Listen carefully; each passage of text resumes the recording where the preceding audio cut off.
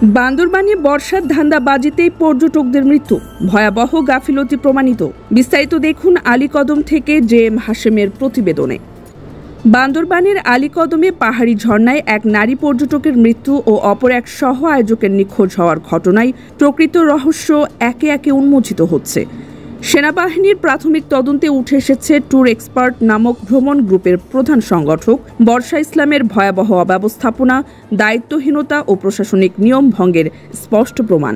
বিশ্বস্ত সূত্রে জানা যায়, বর্ষার নেতৃত্বাধীন অভিযানে মাত্র একজন গাইড নিয়ে বিপজ্জনক ও দুর্গম পাহাড়ি ট্রেইলে ৩৩ জন পর্যটককে নিয়ে যাওয়া হয়। অথচ এই ধরনের ঝুঁকিপূর্ণ এলাকায় প্রবেশের জন্য প্রশাসনিক অনুমতি এবং প্রশিক্ষিত স্থানীয় গাইড থাকা বাধ্যতামূলক। সংশ্লিষ্ট নীতিমালা অনুযায়ী এমন অভিযানে পর্যাপ্ত নিরাপত্তা নিশ্চিত না করা সরাসরি আইনের লঙ্ঘন।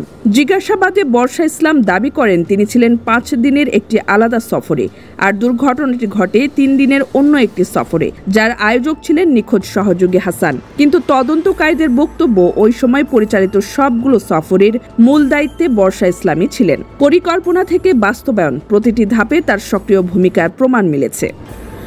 আলীকদম সেনা জোনের ভারপ্রাপ্ত জোন কমান্ডার মঞ্জুর মোর্শেদ জানান, বর্ষা ইসলামের বিরুদ্ধে দুটি গুরুতর অভিযোগে প্রাথমিক অনুসন্ধান চালানো হয়েছে। নিজের পরিচয় গোপন করে প্রশাসনিক বিধিনিষেধ উপেক্ষা করে পর্যটক প্রবেশ করানো এবং স্থানীয় গাইড ও নিরাপত্তা ছাড়া উচ্চ ঝুঁকির এলাকাগুলোতে বহু সংখ্যক মানুষকে নিয়ে যাওয়া। জিজ্ঞাসাবাদে বর্ষা ইসলাম আরও দাবি করেন, মৃত নারী পর্যটক ও নিখোঁজ সহযোগী হাসানের মধ্যে ঘনিষ্ঠ সম্পর্ক ছিল এবং সেই সম্পর্কের জেরে হাসান দায়িত্বশীল আচরণ করেননি। তবে তদন্ত সংশ্লিষ্টদের মতে এটি বর্ষার পক্ষ থেকে দায় এড়ানোর একটি অপচেষ্টা।